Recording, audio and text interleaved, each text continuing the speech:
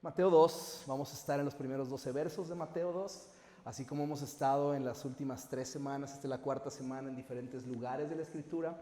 El día de hoy vamos a centrarnos en el segundo capítulo de Mateo. El Evangelio de Mateo es un evangelio extraordinario, emocionante. Todo el objetivo, el corazón de Mateo al escribir este evangelio es hacernos ver que Jesús es Rey. Vengan y vean, es la invitación del Evangelio de Mateo, y desde que inicia Mateo abre con las genealogías y nos enseña que Jesús es descendiente de reyes y es el heredero legítimo al trono de David. Y en medio de eso vemos cómo Mateo nos muestra en diferentes momentos, siendo Mateo 2 un momento importante en esta exposición, haciéndonos ver que Jesús es el Rey del universo, que Jesús es el Rey de reyes, el Señor de los señores. Y en ese contexto vemos a Mateo elaborando su tesis en este evangelio, en esta exposición de Jesús, donde vemos su gloria, vemos su majestad, vemos su belleza incalculable y vemos que Él es Dios y Él es Rey y es digno de los honores de un Rey. Y la invitación de Mateo comienza con vengan y vean que Él es Rey, y termina diciendo vayan y digan que Él es Rey. Así que espero con todo mi corazón, y mi oración ha sido que el día de hoy te llenes de asombro por esto y que tu corazón se sature de adoración por Jesús. ¿Qué te parece? Estamos en Mateo 2 y estamos alrededor de la vida de estos magos, estos sabios de Oriente, y mi deseo es que al ver su vida, ver la obra de Dios en la vida de ellos, podamos glorificar a Dios y magnificar a Cristo Jesús. ¿Te parece bien? Entonces, dicho esto, y este es el plan del día de hoy, vamos a leer la palabra y vamos a darle, ¿sale? Mateo 2 dice así: Jesús nació en Belén de Judea durante el reinado de Herodes. Por ese tiempo, algunos sabios de países del oriente llegaron a Jerusalén y preguntaron: ¿dónde está el rey de los judíos que acaba de nacer? Vimos su estrella mientras salía y hemos venido a adorarlo. Cuando el rey Herodes oyó eso, se perturbó profundamente, igual que todos en Jerusalén. Mandó a llamar a los principales sacerdotes y maestros de la ley religiosa y les preguntó: ¿dónde se supone que nacerá el Mesías? En Belén de Judea, le dijeron. Porque eso es lo que escribió el profeta. Y tú, Belén, en la tierra de Judá, no eres la menor entre las ciudades reinantes. De Judá saldrá de ti gobernante que será el pastor de mi pueblo Israel. Luego Herodes convocó a los sabios a una reunión privada y por medio de ellos se enteró del momento en el que había aparecido la estrella por primera vez. Entonces les dijo: vayan a Belén y busquen al niño con esmero. Cuando lo encuentren, vuelvan y díganme dónde está, para que yo también vaya y lo adore. Después de esa reunión, los sabios siguieron su camino y la estrella que habían visto en el oriente los guió hasta Belén. Iba delante de ellos y se detuvo sobre el lugar donde estaba el niño. Cuando vieron la estrella, se llenaron de alegría. Entraron en la casa y vieron al niño con su madre, María, y se inclinaron y lo adoraron. Luego abrieron sus cofres del tesoro y le dieron regalos de oro, incienso y mirra. Cuando llegó el momento de irse, volvieron a su tierra por otro camino, ya que Dios les advirtió en un sueño que no regresaran a Herodes. Y aquí tenemos este relato, este recuento de la aparición de estos sabios de Oriente o estos magos de Oriente, que a mi apreciación, y no sé qué pienses, pero son unos de los personajes más incomprendidos, uno de los personajes más manipulados de la historia de Navidad. Les pusimos de nombre Melchor, Gaspar y Baltasar. Los subimos a un elefante, a un caballo y a un camello. Los convertimos en panaderos de mi pan favorito en todo el año. Hicimos una serie de cosas con ellos. Dijimos que eran 3, siendo que no tenemos claridad de que eran 3, pero conforme vayamos a avanzar el día de hoy, creo que vamos a estar de acuerdo de que es muy difícil que hayan podido ser 3. Es decir, son demasiadas cosas las que están alrededor de todo esto, pero pues gracias a Dios por la tradición, porque nos proveyó de esta gloriosa rosca que en 2 domingos vamos a comer, y eso me llena de alegría, espero que a ti también. Y si tú eres de las personas que rechaza las frutitas y el higo, yo te quiero pedir que cuando partamos la rosca me las pases, ¿sale? A mí me encantan, Me encantan y me encanta la gente que no les gusta, así que me las pasan, ¿sale? Es interesante todo lo que decimos y todo lo que sucede alrededor de estos sabios de Oriente, que también los coronamos y los hicimos reyes, y la Escritura no dice que sean reyes. Algunas versiones dicen que son los sabios de Oriente, otras dicen que son los magos. Y interesante es también que nuestros nacimientos, y no quiero herir ninguna susceptibilidad, pero pues los magos o los sabios llegaron 2 años después de que Jesús había nacido. Por lo tanto, yo te animo a tomar esos muñequitos y recorrerlos un poco más para allá, porque realmente pues los magos o los sabios de Oriente no llegaron al pesebre de Belén. Entonces, dicho todo esto, vamos a entrar a ver quiénes son estos personajes y que nos enseña su historia acerca de la gloria de Dios, de la gracia de Dios y del plan maestro de salvación. ¿Qué les parece? Entonces, llegan 2 años después de que Jesús naciera a la casa donde estaban viviendo en Belén. Mi teoría es que terminaron... estaba lleno, recuerdan que había un censo sucediendo, las ciudades estaban llenas, Belén no era la excepción, estaba lleno, no hubo lugar para ellos, y Jesús nació en un establo, fue colocado en este pesebre, el lugar donde comían los animales, y posiblemente se me ocurre que al ver esto, las personas de la casa que pertenecía a este establo les invitaron a quedarse o a permanecer ahí, o se abrió un espacio en el que vivieron María, José y Jesús 2 años. Estos 2 años que vemos en el relato antes de que Herodes se enterara del nacimiento de este Mesías. A partir de esos 2 años, José recibe la revelación de ir como inmigrante a Egipto, donde vivieron en Egipto María, José y Jesús, para después regresar y establecerse en Nazaret, por lo cual sería Jesús llamado Jesús de Nazaret. ¿Recuerdan todo esto que lo vimos un poco la semana pasada en las profecías mesiánicas? Pero todo esto nos enseña y nos ilustra que estos sabios de Oriente, estos magos, llegaron 2 años después a visitar al niño Jesús en la casa. Es decir, Jesús habría tenido alrededor de 2 años.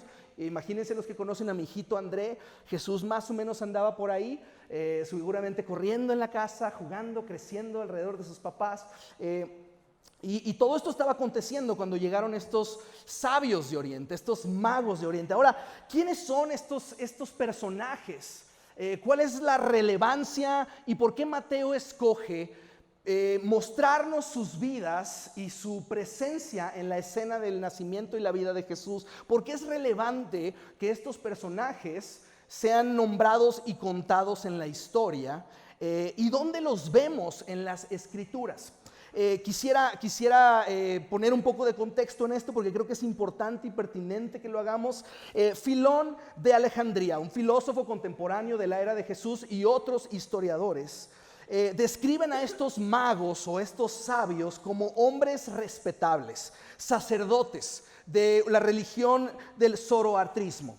Es la religión que se practicaba en Persia. Actualmente Persia sería lo que viene siendo Irán hoy en día.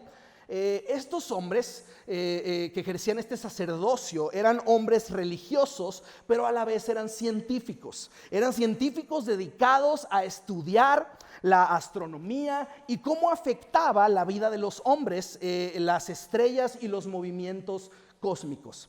Eran sabios, eran personas de gran literatura, gente de mucha lectura, gente que investigaba los misterios. Y estos también eran devotos y religiosos. En este contexto, básicamente estamos hablando de personas que obviamente no pertenecían al pueblo de Dios, no eran judíos, ni eran invitados a la mesa de Dios por pertenecer al pacto de Abraham, Isaac y Jacob. Es decir, ellos no eran parte de la promesa, pero es interesante cómo en medio de eso, estos hombres ven una estrella que los dirige a encontrarse con Dios. En el contexto que estamos viendo, estos magos o estos sabios eran buscados por los reyes para dar consejo, sabiduría e interpretar misterios y sueños. A su vez, esto es muy importante y creo que es fundamental, tenían la función de aprobar y coronar a los nuevos reyes en el imperio persa. Es decir, eran personas de gran prominencia y gran peso político y social. Se sentaban a la mesa con los reyes, eran consejeros importantes para ellos y eran fundamentales en el nombramiento de un nuevo rey. Lo elegían, lo probaban y lo coronaban. Es decir, tenían un gran peso. Eran esta tribu de sacerdotes, estudiosos de los cielos y de los astros y religiosos. Era esta mezcla. ¿Estamos juntos? Surgió la estrella, de la cual Mateo no nos dice mucho más, no sabemos mucho más acerca de esta estrella, y sabemos que estos magos, estos sabios entregaron 3 regalos, los cuales sí conocemos y son pertinentes, importantes y significativos, quisiera decir proféticos, acerca del rol que cumpliría este niño que los recibe. ¿Estamos juntos, familia? Ahora, yo me pregunto, yo no sé si tú te lo has preguntado, poniendo este contexto, siendo gente sabia, siendo gente de letras, ¿por qué seguirían de pronto una estrella que salió en el cielo? ¿Alguna vez te has preguntado, o sea, por qué realmente, qué fue lo que provocó que estos sabios de Oriente se movieran 1000 kilómetros de distancia a emprender un viaje, a encontrarse con un Salvador, con un rey de los judíos que había nacido? ¿Por qué? ¿Por qué sucedió lo que sucedió? Ahora es interesante voltear a ver las escrituras y ver dónde podemos encontrar un poco de contexto acerca de estos hombres y acerca de este viaje que están emprendiendo. La respuesta posiblemente la encontramos en el libro de Daniel. ¿Estamos juntos? Daniel es este joven que fue traído de la deportación hacia Babilonia, y en Babilonia fue elegido entre los jóvenes destacados y fue traído al palacio de Nabucodonosor para ser criado y ser enseñado y ser entrenado para después participar entre la realeza de Babilonia. ¿Estamos juntos? En medio de todo ese contexto, Dios levanta a este joven y le da una unción y una visibilidad y una claridad para interpretar sueños y misterios que le dan un peso impresionante en todo Babilonia. Siendo así que Daniel, fíjate lo que dice el verso 5, capítulo 5, verso 11, y poniendo en contexto, Nabucodonosor tiene un sueño en el capítulo 2, que Dios le da sabiduría a Daniel para interpretar este sueño. Después Nabucodonosor llega a su final y entra un nuevo rey, y alguien le habla acerca de Daniel a este nuevo rey en el verso 11. Fíjense lo que dice aquí: hay un hombre en su reino en quien vive el espíritu de los dioses santos. Durante el reinado de Nabucodonosor, este hombre demostró percepción, entendimiento y sabiduría como la que tienen los dioses. El rey que precedió a usted, o sea su antecesor, el rey Nabucodonosor, digan todos conmigo Nabucodonosor. ¡Qué bien! Lo nombró jefe de todos los ¿quién? Magos, los brujos, los astrólogos y los adivinos de Babilonia. Es decir, que Daniel ocupó un puesto, un lugar prominente. En Daniel 2 encontramos que fue puesto como jefe de todos los sabios de Babilonia.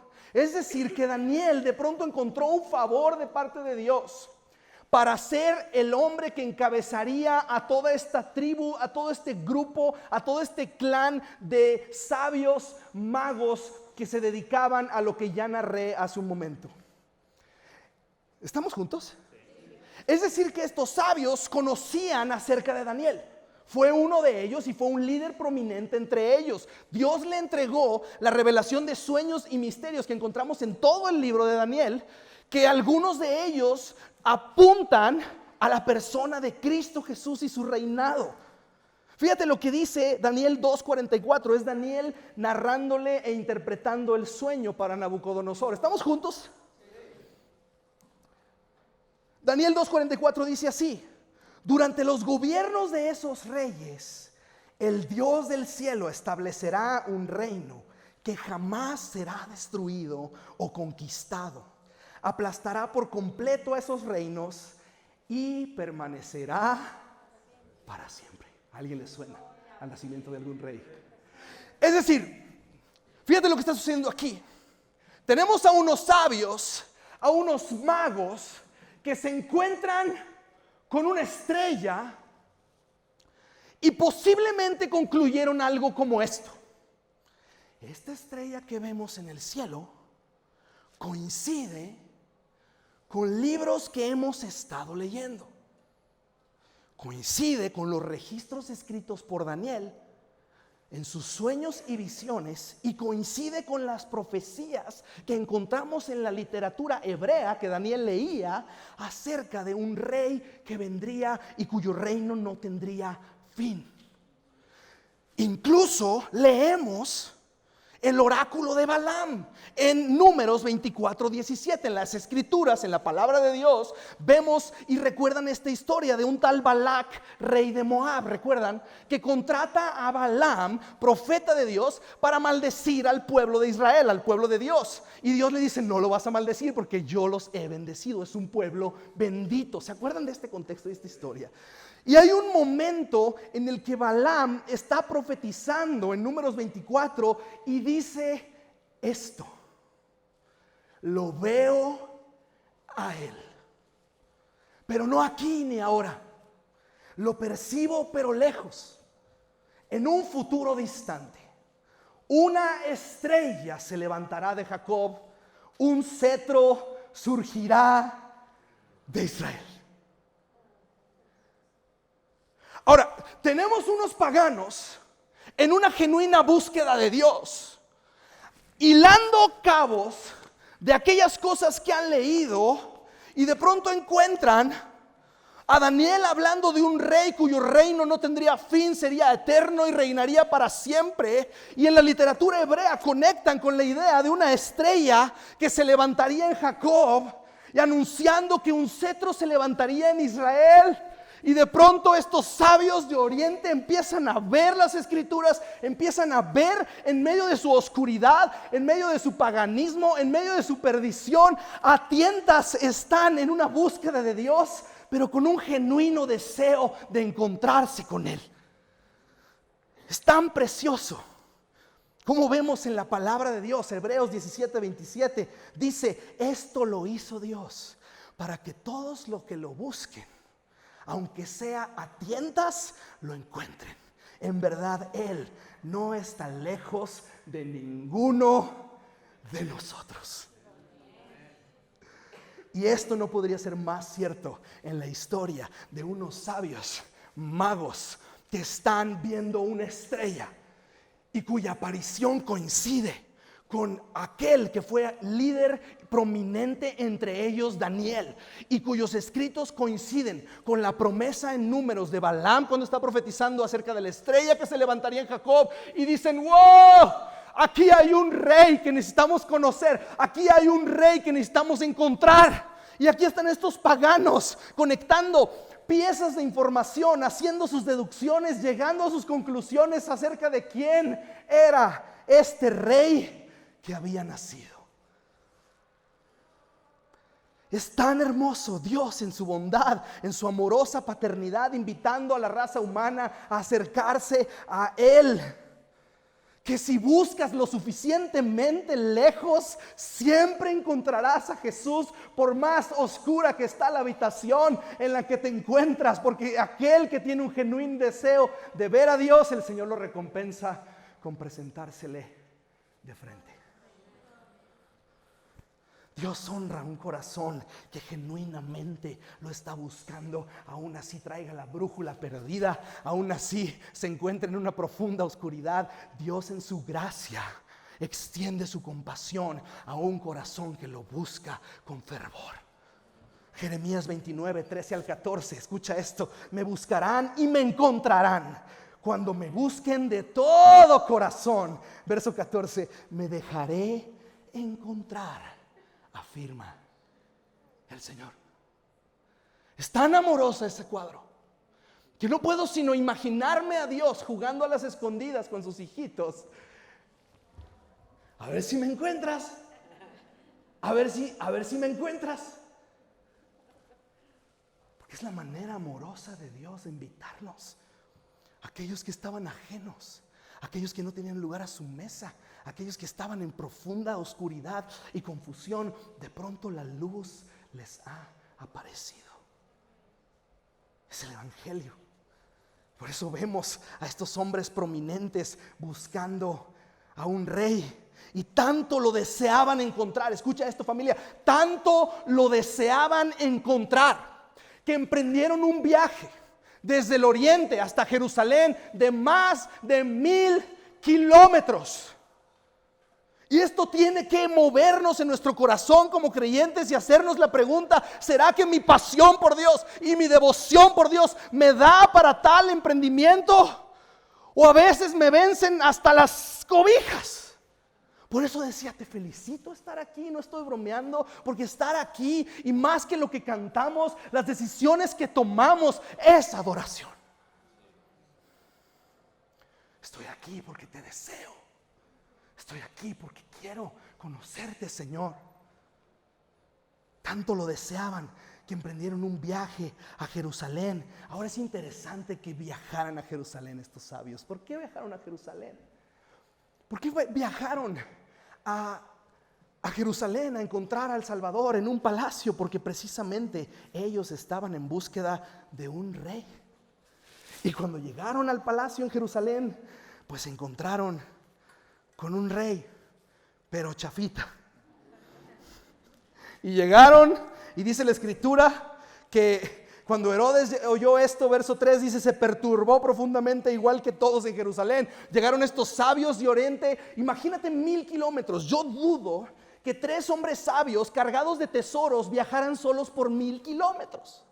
Así que mi teoría es que eran más personas y seguramente iban acompañadas de siervos y de una caravana y una procesión visible en Jerusalén. Así que llegaron a Jerusalén, fueron recibidos y dice que su llegada produjo gran conmoción. ¿Por qué? Porque eran sabios, eran magos, eran personas consejeros de reyes, y estos que nombraban y asignaban y coronaban reyes estaban en búsqueda de un rey de Israel. Y aquel que era el rey, pues, ¿estás en búsqueda de qué? Pues aquí estoy, dice Herodes. Y ellos, no te ves como recién nacido, no te ves niño. Bastante peludo y desagradable de haber sido Herodes. Y son recibidos en el palacio y todos se perturban con sus palabras. Y fíjate lo que sucede. Dice que mandó llamar a los principales sacerdotes y maestros de la ley religiosa y les preguntó, ¿dónde se supone que nacerá el Mesías? Verso 5 dice, en Belén de Judea.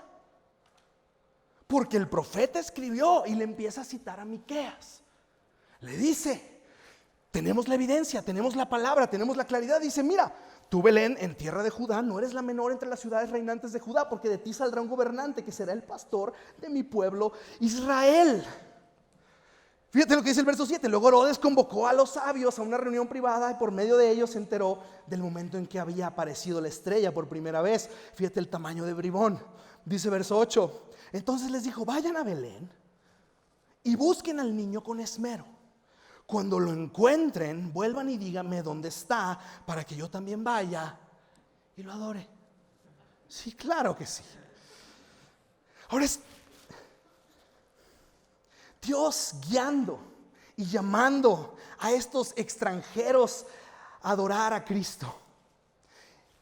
Y en el verso 4 vemos a unos religiosos, líderes religiosos, conocedor de las escrituras, que sabían lugar y forma en la que el Salvador del mundo llegaría. Conocían perfectamente la Torá y conocían el libro de Números, conocían el anuncio de Balaam, sabían acerca de la estrella que se levantaría en Jacob y no estuvieron dispuestos. Al ver a estos sabios recorrer 1000 kilómetros para encontrarse con el Mesías, no pudieron ellos recorrer 9 kilómetros a Belén para asegurarse si el rey del mundo había aparecido. Algo nos tiene que enseñar esto acerca del poder destructor que tiene la religiosidad en nuestros corazones. ¿Cómo puede ser que aquellos que sabían y conocían absolutamente cada detalle de la llegada del Salvador, al ver el anuncio, al ver la estrella, no pudieron ver que sus corazones estaban cegados y sus ojos estaban nublados? ¿Te das cuenta de esto? religiosos con información correcta acerca de Dios. Pero déjame decirlo de esta manera: saber de Dios no significa conocer a Dios. Puedo saber todo de Jesús y no conocerlo.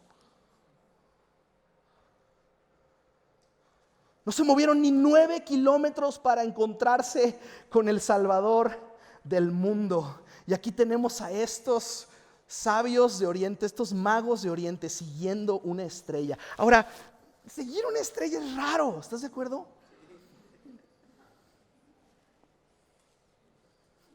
¿No? Es raro. O sea,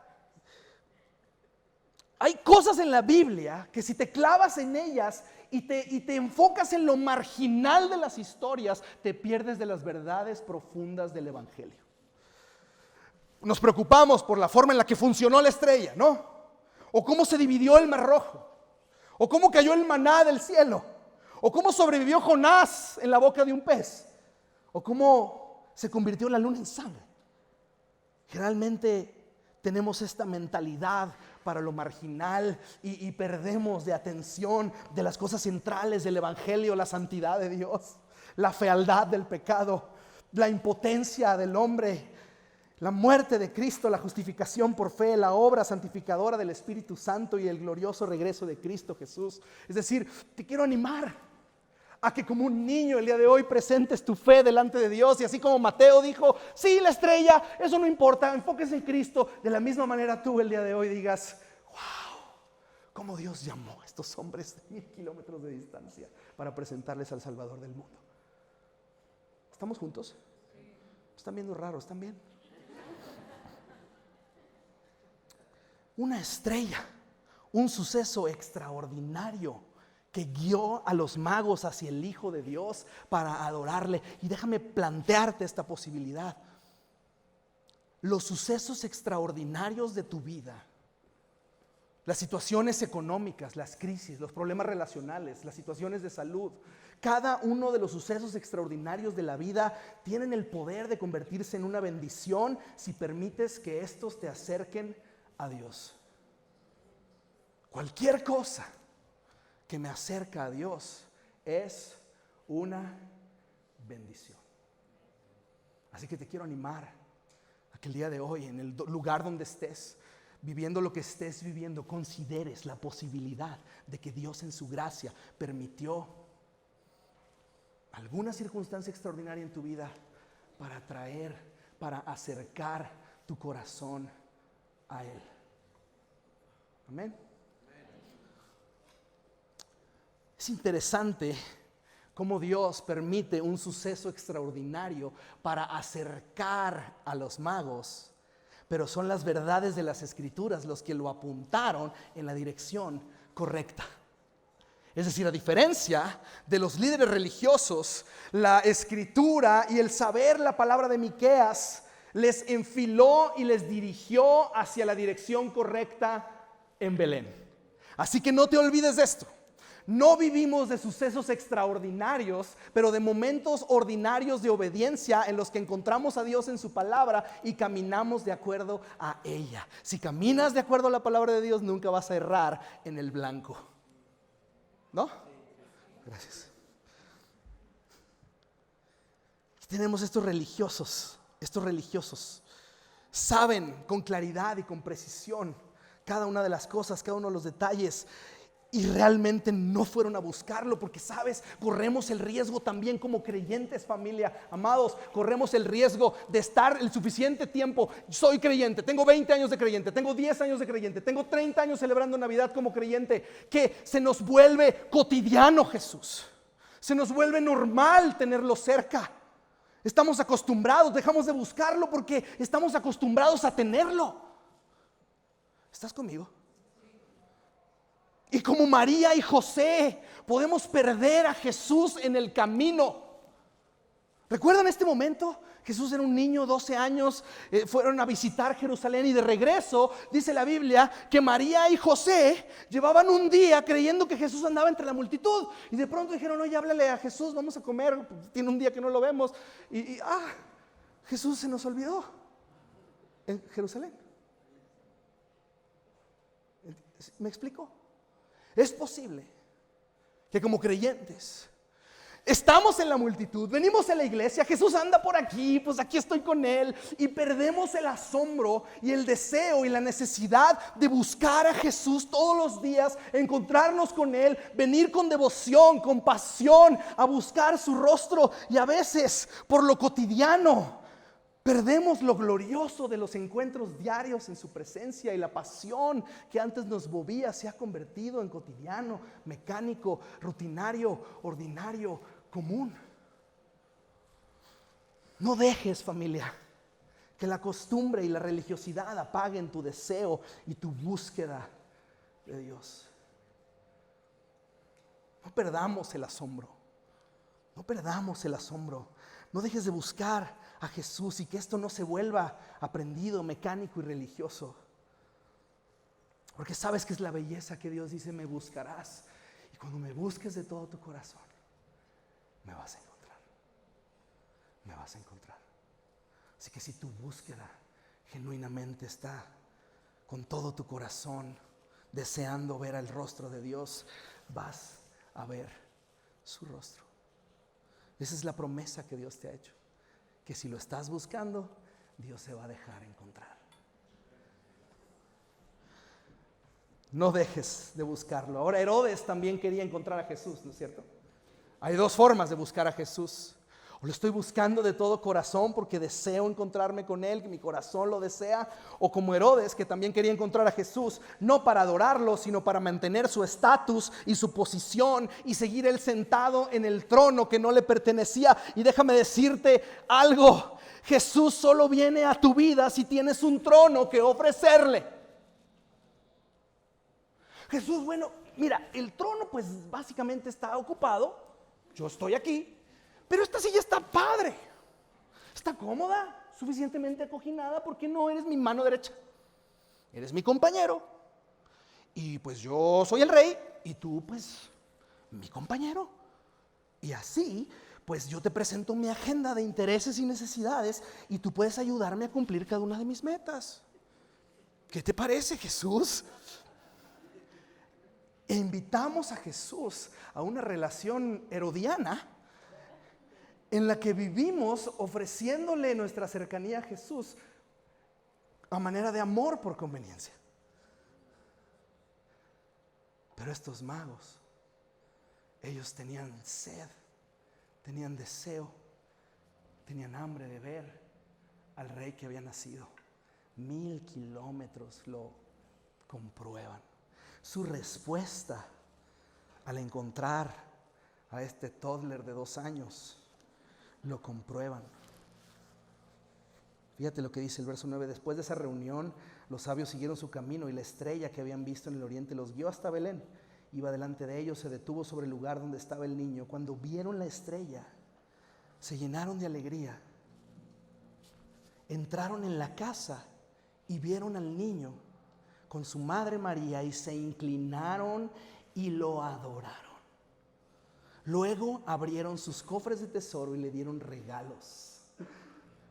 Ahora, algo interesante en esto es que antes de traerle regalos, le trajeron su adoración. Antes de traerle regalos, le trajeron proskuneo, que es la palabra en el Nuevo Testamento y que está precisamente en este lugar. Cuando dice que se postraron y le adoraron, es precisamente la palabra que está escrita en este texto, proskuneo, que significa una profunda reverencia. Incluso entre los orientales, especialmente los persas, esta palabra designaba la costumbre de postrarse hasta el suelo y besar los pies de la persona.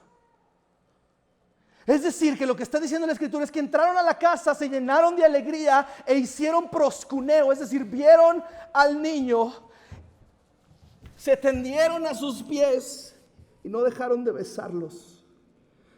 Proskuneo, proskuneo, proskuneo al Rey de Gloria, proskuneo. No dejaron no pudieron evitarlo. Al encontrar al Salvador del mundo, tuvieron que proscuneo, tenderse al suelo y besar sus pies. Verso 11 dice: vieron al niño, se inclinaron y lo adoraron. Ahora escucha esto. Luego abrieron sus cofres de tesoro y le dieron regalos. Porque no damos, la generosidad no funciona así. No damos para cumplir un mandamiento, damos porque la generosidad es el resultado natural de la adoración. No damos porque este año nos fue bien, no damos porque este año nos fue mal, damos porque tenemos a un Rey de gloria, el cual es digno de mi adoración y digno de cada una de las cosas de valor que poseo, porque finalmente Él me las ha dado a mí. Por eso me encanta este pequeño extracto del devocional de Deseando a Dios de John Piper. Dice así, como si los magos estuvieran hablando con Jesús: no me he acercado a ti. Y ojalá pudiésemos decir lo mismo, amados. No me he acercado a ti por tus cosas, sino por ti mismo. Y este deseo ahora lo intensifico y lo demuestro renunciando a estas cosas, con la esperanza de disfrutar más de ti, no de las cosas. Al darte esto que tú no necesitas y que yo pudiera disfrutar, te estoy diciendo con más entusiasmo y más autenticidad: tú eres mi tesoro, no las cosas. Tú eres mi tesoro, no las cosas. Tú eres mi tesoro. Por eso la generosidad está conectada con adoración. Por eso en nuestras reuniones damos adoración y luego traemos nuestros regalos. Porque tú crees que estás ayudando y haciéndole a Dios un favor. No, no. Él te está dando el honor de presentarle tus tesoros al Eterno.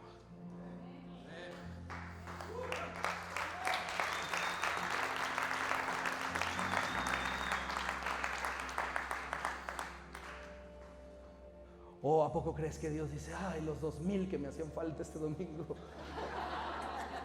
No te equivoques.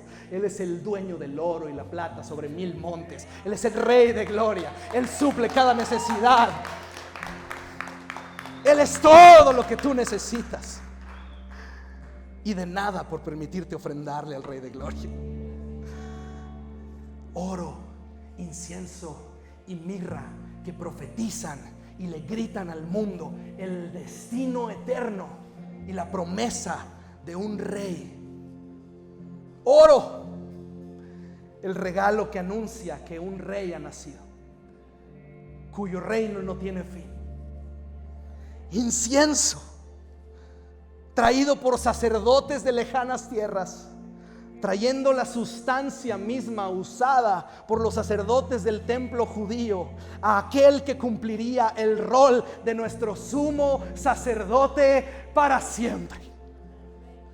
Hebreos 7 dice: Jesús llegó a ser sacerdote no por cumplir con la ley del requisito físico de pertenecer a la tribu de Leví, sino por el poder de una vida que no puede ser destruida. Y el salmista lo señaló cuando profetizó: tú eres sacerdote para siempre según el orden de Melquisedec.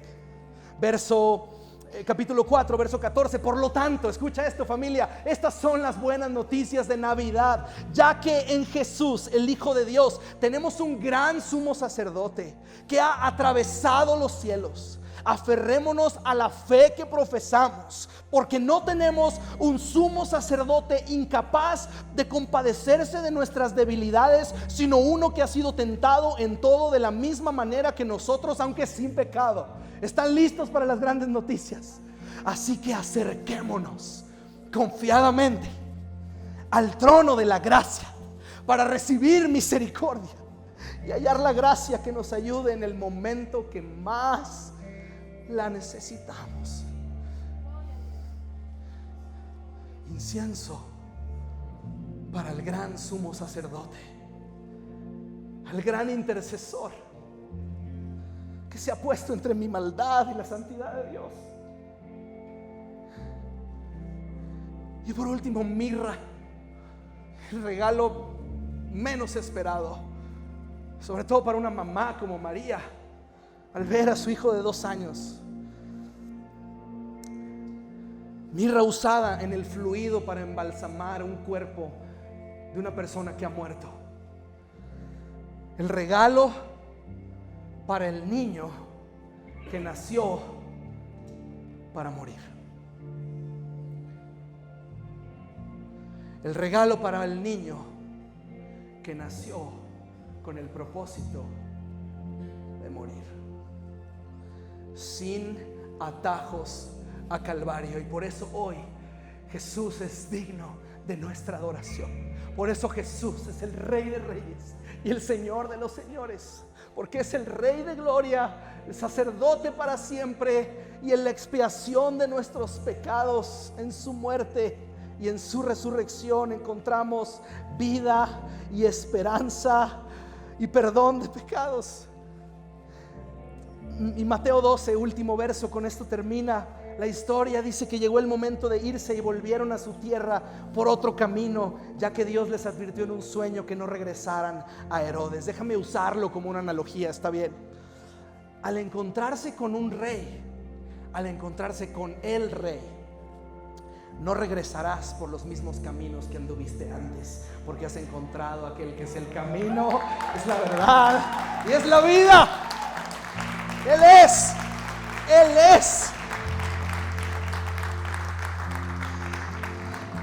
Y le entregaron a sus pies sus tesoros y se fueron de Belén con el tesoro del cielo en sus corazones.